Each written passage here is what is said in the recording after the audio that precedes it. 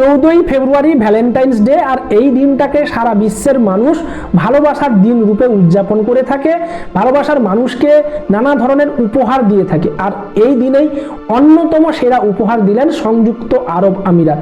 সংযুক্ত আরব আমিরাতের আবুধাবিতে আল রাহাবা জেলায় প্রতিষ্ঠিত হলো হিন্দু মন্দির।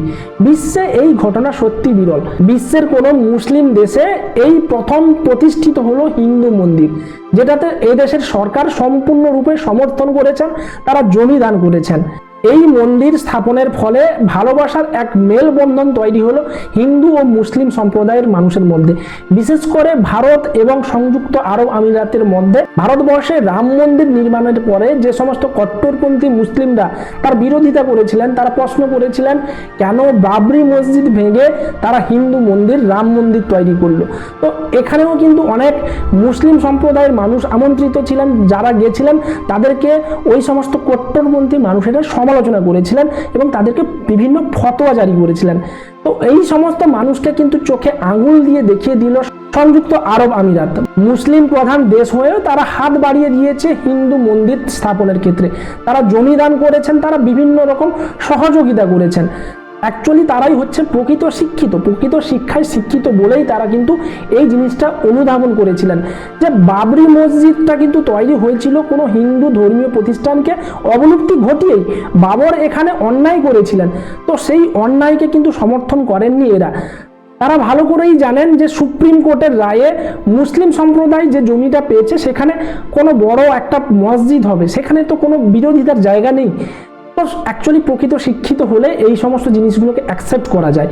এত সুন্দর একটি উপহার দেওয়ার জন্য সে দেশের সরকার তথা আপামর জনতাকে জানাই অসংখ্য অসংখ্য ধন্যবাদ। তো চলুন এবার একে একে জেনে নিই এই মন্দির নির্মাণ কতদিন ধরে হলো, কার কার অবদান রয়েছে এই মন্দির নির্মাণে, এবং এই মন্দিরে কোন কোন দেবদেবীর আরাধনা হবে।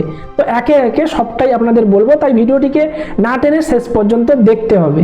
2015 সালে সংযুক্ত আরব আমিরাতের সরকার যখন প্রথমবার ভারত সফরে আসেন, তখনই সে দেশের সরকার ঘোষণা করে যে তাদের দেশে একটি হিন্দু মন্দির তারা প্রতিষ্ঠা করবে।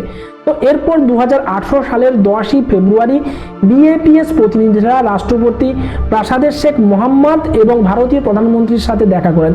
সমগ্র রাজপরিবার 250টিরও বেশি স্থানীয় নেতাদের উপস্থিতিতে ভারত এবং সংযুক্ত আরব আমিরাতের দ্বারা একটি সমঝোতা স্মারক স্বাক্ষরিত হয়। এরপর 2018 সালের 11ই ফেব্রুয়ারি মন্দিরের শিলা পূজন ঘটে। তো বলা হয়ে থাকে শিলা পূজনই কিন্তু মন্দির নির্মাণের ক্ষেত্রে প্রথম বৈদিক পদক্ষেপ ছিল। তো এদিন নরেন্দ্র মোদী দুবাইয়ের অপেরা হাউস থেকে লাইভ স্ট্রিমের মাধ্যমে কিন্তু অনুষ্ঠানটি প্রত্যক্ষ করেছিলেন। তো এই মন্দির নির্মাণের জন্য যে পাথর লেগেছে, এই পাথরগুলো মূলত ভারতের রাজস্থান থেকে গেছে। তাছাড়া ইউরোপের ইতালি থেকেও কিন্তু হোয়াইট মার্বেল এসেছে এই মন্দির নির্মাণ করতে। এখানে যে পাথরগুলো নির্মাণ করা হয়েছে সেগুলো 50 ডিগ্রি সেলসিয়াসের উপর তাপ সহনকারী ক্ষমতা রয়েছে। তাছাড়া এই মন্দির নির্মাণের ক্ষেত্রে কোনো প্রকার কিন্তু স্টিল ব্যবহার করা হয়নি। স্টিলের পরিবর্তে ফ্লাই অ্যাশ কংক্রিট ব্যবহার করা হয়েছে, যেটা শক্তি বৃদ্ধিতে সাহায্য করবে এই বিল্ডিং এর। মন্দিরটি প্রায় 27.7 একর জায়গা জুড়ে রয়েছে। এই মন্দিরের উচ্চতা 108 ফুট।